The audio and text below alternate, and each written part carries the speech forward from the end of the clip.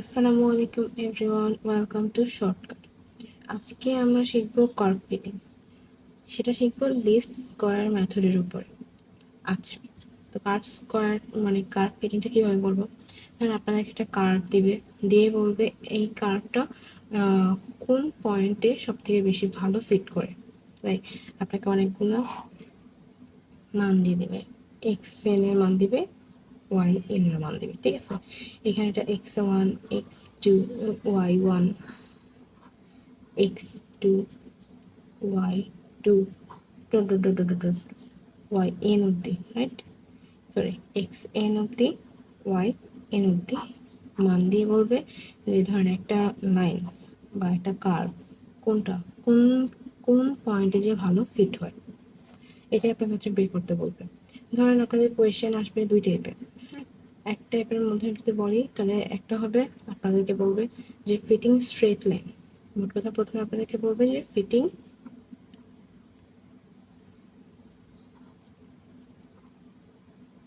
straight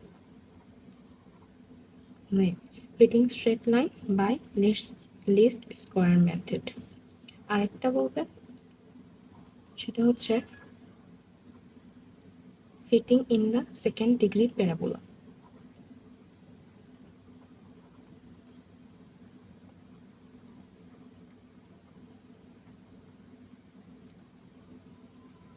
parabola. আচ্ছা, তো আপনাকে এই দুই টাইপের কোয়েশ্চেন দিয়ে বলবে যে ফিটিং স্ট্রেট লাইন বা fitting curve by least square method, বা বলবে যে fitting in the second degree parabola by using least square method. এরকম করে বলতে পারবে বা বলবে যে কোন পয়েন্টে গিয়ে আপনাদের ভালো ফিট হচ্ছে এটা দেখাতে বলবে। তো আচ্ছা দেখি, আজকে আমরা যেটা নিয়ে কথা বলবো সেটা হচ্ছে ফিটিং স্ট্রেট লাইন, ঠিক আছে? তো এটার ফর্মুলাটা কীভাবে হয়, ফর্মুলাটা একটু দেখি। একটা যেহেতু আমাদেরকে স্ট্রেট লাইন বলবে, তো আমরা একটা স্ট্রেট লাইনের ইকুয়েশন নিয়ে নিই।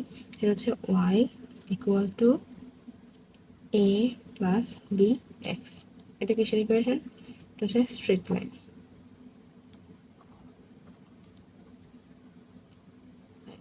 আচ্ছা, তো এখানে আমাদেরকে দুইটা মানে একটা ইকুয়েশন বের করতে হয়, ঠিক আছে? যেটা হচ্ছে ওয়াই ইকুয়াল টু সামথিং। তো এখানে আমাদেরকে এ আর বি এর মানগুলো বের করে নিতে হবে। তো যেহেতু এ আর বি বের করে নিতে হবে, তার জন্য হচ্ছে আমাদেরকে দুইটা ইকুয়েশন নিতে হবে, তাই না? তো এবার ইকুয়েশন কোথায় পাবো? এখানে তো ফর্মুলা একটাই, তাই না? তো এখন ইকুয়েশনটা হচ্ছে আমাদেরকে বের করে নিতে হবে। তাই আমরা কীভাবে বের করবো?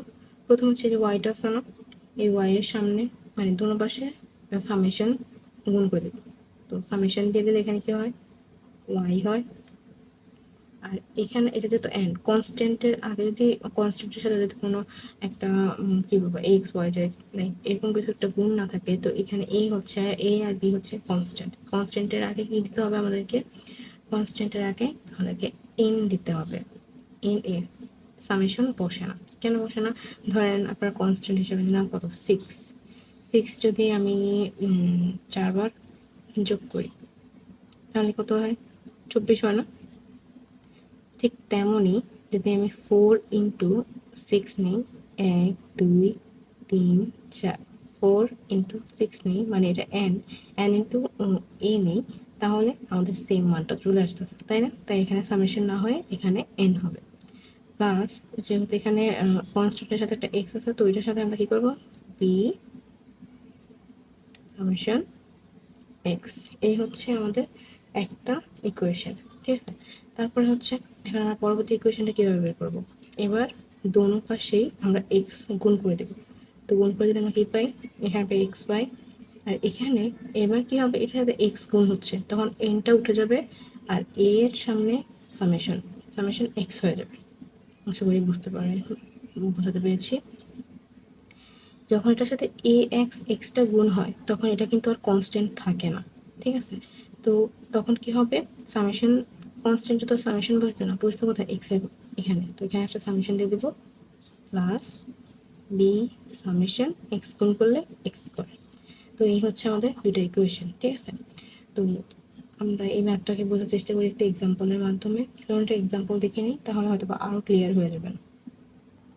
তো আমাদেরকে একটা এক্সাম্পল দেওয়া আছে যেখানে বলা আছে কি fit a straight line to the given data regarding x as the independent variables. ঠিক আছে, এখানে x এর মান দেওয়া আছে। তো আচ্ছা চলুন এটা আমরা সলভ করি। প্রথমে আমাদের কাছে স্ট্রেট লাইনের সূত্র বা লিনিয়ার ইকুয়েশন সূত্রটা কি ছিল?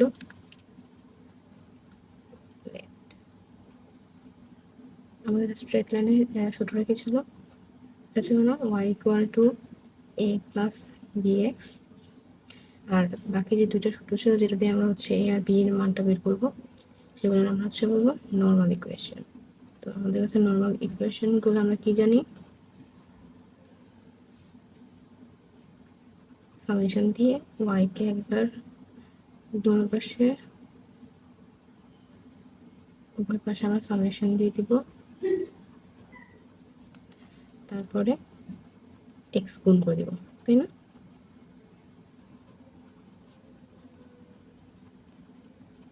স্কয়ার। আচ্ছা এইটাই তো হচ্ছে আমাদের সামেশন। বাস আমরা এবার এগুলোতে কি করবো? নং দিয়ে দেব, ইকুয়েশন নাম্বার দিয়ে দেবো। আচ্ছা তো এখন আমাদেরকে কি কি বের করতে হবে? আমাদের কাছে কিসের কিসের মান দেওয়া আছে? x এর মান দেওয়া আছে, y এর মান দেওয়া আছে, কিন্তু আমাদেরকে আরো বের করতে হবে এখান থেকে কি কি? সামেশন y এর মান, সামেশন x এর মান, সামেশন xy এর মান, আর সামেশন x স্কয়ার এর মান, তাই না? তো আমরা এখন কি করবো? একটা টেবিল লিখে নিব যেখানে হচ্ছে আমরা এই সব কিছুর মান বের করতে পারবো। তো আমরা এখানে একটা টেবিল লিখে নিয়েছি। তো আমরা কিসের কিসের মান বের করব? প্রথম দুটোতে তো x আর হচ্ছে কি y এর মান থাকবে, কিন্তু এগুলোতে কিসের মান বের করবো আমরা? একটা হচ্ছে কি x স্কয়ারের মান বের করব, আর একটা হচ্ছে কি x y, তাই না? কারণ x y থেকে আমাদেরকে নিতে হবে সামেশন x y, আর x স্কয়ার থেকে সামেশন x স্কয়ারের মানটা নিতে হবে, আর সামেশন y থেকে তো y এর কাছ থেকে নিতে পারবো, আর সামেশন x টা এখানে নিতে পারবো। তো আমরা জাস্ট মানগুলো এখন একটু লিখে নিই। তো এখানে আমরা হচ্ছে x আর y এর মানগুলো লিখে নিচ্ছি। এখন আমাদের কি বের করতে হবে? x স্কয়ার আর x y, তাই না? x স্কয়ারে শুধুমাত্র x টারে এটা যদি আপনি ক্যালকুলেটর বসিয়ে করে নেন তাহলে ইজি হয়। তো এটা তো ইজি, তো ক্যালকুলেটর বসানোর দরকার নেই। তো 1, এখানে আমরা কি 2 গুণ 4, 9, 16, 25, 36, ওকে। দেন এখানে এটা এবার গুণ হবে। তো প্রথমটা হচ্ছে 1200, দ্বিতীয়টা হচ্ছে 1800, তৃতীয়টা হচ্ছে 1800, চতুর্থটা হচ্ছে 800, 550, 300, ওকে। তো এগুলোকে হচ্ছে এখন সামেশন করার পর যে মানটা আসে তা হচ্ছে 21, এটা করলে হচ্ছে 3060, এটা করলে আসে 91, আর এটা করলে আসে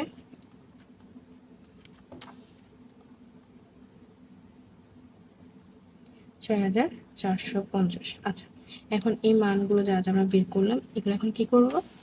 জাস্ট এই ইকুয়েশনগুলোতে বসিয়ে দেবো, বসিয়ে এ আর বি এর মানটা আমরা হচ্ছে বের করে নেব। তো এটাকে কথায় কিভাবে লিখবো? লিখবে এখন এখানে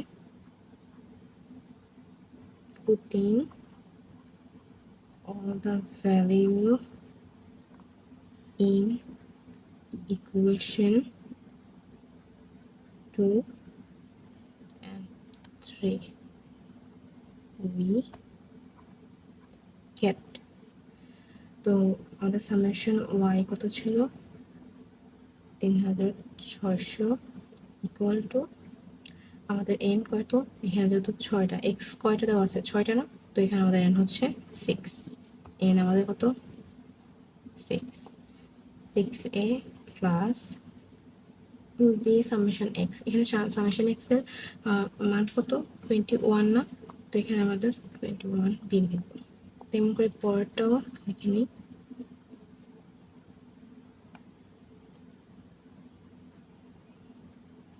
আচ্ছা তো এখন এইগুলো আপনারা চাইলে হচ্ছে আগে আমরা যেভাবে করতাম যে দ্বিঘাত সমীকরণ ওভাবে করা যায়, বা এগুলো হচ্ছে ক্যালকুলেটরে বসিয়ে আমরা ডিরেক্ট মানটা বের করতে পারি। তো আগে আমরা দেখবো যে কীভাবে ক্যালকুলেটরে বের করতে হয় ওটা।